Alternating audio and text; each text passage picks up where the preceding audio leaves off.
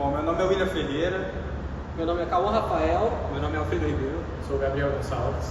E nosso trabalho foi desenvolvido pensando em como funciona o comparativo de imagens, utilizando o Google Pixel 7 e o iPhone 14 na base da matéria de processamento de imagens.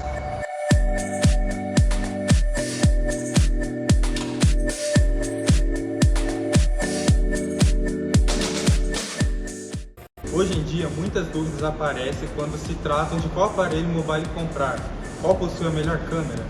Neste trabalho, vamos desenvolver uma análise comparativa de processamento de imagens de uma câmera, usando a base do Google Pixel 7 e o iPhone 14. O processamento de imagens é uma área em constante evolução, principalmente com o avanço tecnológico dos dispositivos móveis, como o smartphone. O Google Pixel 7 e o iPhone 14 são dois smartphones que se destacam em relação à qualidade de imagem e recursos de câmera. Para isso, será realizada uma análise comparativa entre esses dois aparelhos, explorando seus recursos de câmera, desempenho em diferentes condições de iluminação e qualidade de imagem. Bom, essa análise comparativa é sobre como funciona o processamento de imagem de uma câmera da Google e de uma câmera da Apple.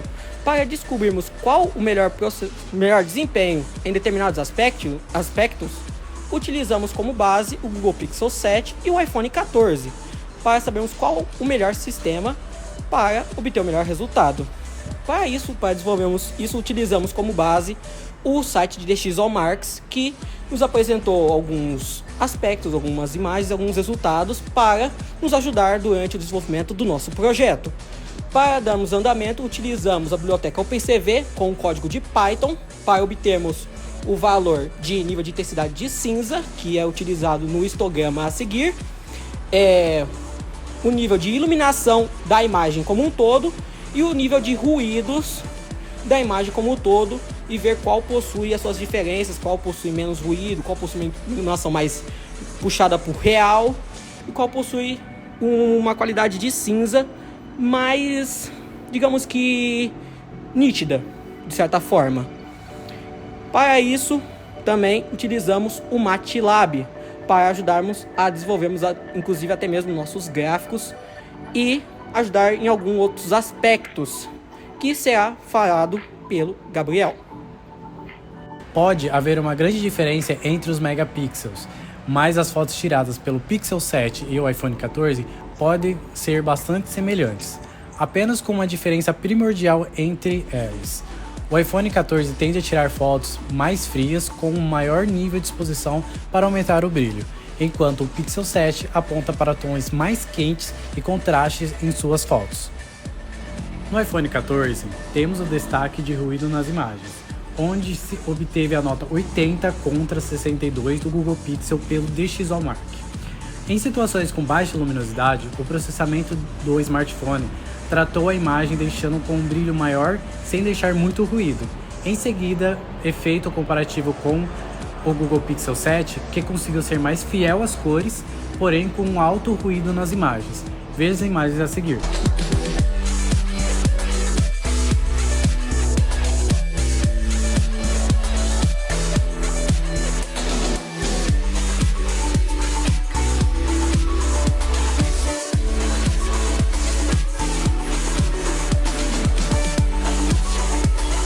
Nos testes de cor, foco e textura, o Google Pixel 7 se destaca novamente, sendo o mais nítido, tratando a imagem após a captura e ativando por si só o modo HDR, que tem um reconhecimento de gama maior de tons dentro de uma mesma faixa de cor e da maior intensidade de brilho. Agora vou mostrar o gráfico referente às imagens. Mas, antes de darmos prosseguimento, iremos mostrar como foi desenvolvido o projeto utilizando a linguagem de Python e o MATLAB. Para desenvolvermos o código em Python, utilizamos a biblioteca OpenCV e NumPy. Após isso, para carregarmos a imagem, colocamos o nosso diretório onde está localizada a imagem e convertemos ela para tons de cinza. Após isso, calculamos os níveis de ruído e de iluminação da imagem como um todo para obtermos o valor médio de ambas as imagens, tanto de nível de ruído quanto de iluminação. Após isso, o código irá exibir tanto os valores médios obtidos de níveis de ruído, quanto o nível de iluminação, e também irá exibir a imagem em tom de cinza. E tem um porém: caso a imagem não seja carregada, irá aparecer uma mensagem falando que a imagem não pode ser carregada para verificar o caminho do arquivo, caso ocorra algum erro. Aqui a gente vai comentar um pouco sobre o código que a gente utilizou no MATLAB. Então, a primeira etapa é a leitura e conversão para a escala de cinza, onde que a primeira e a segunda linha faz exatamente a mesma coisa. Ele vai ler a imagem que a gente definiu, no caso a primeira linha foto.jpg e a segunda linha foto2.jpg.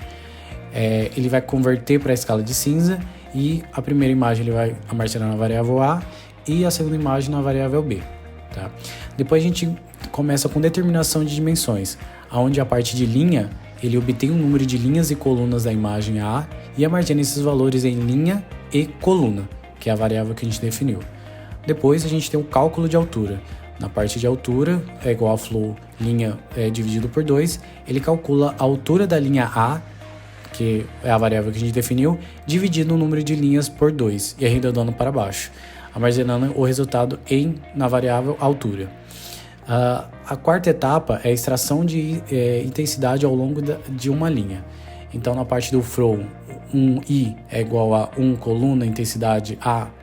Ele percorre cada coluna da imagem e extrai a intensidade dos pixels na variável linha.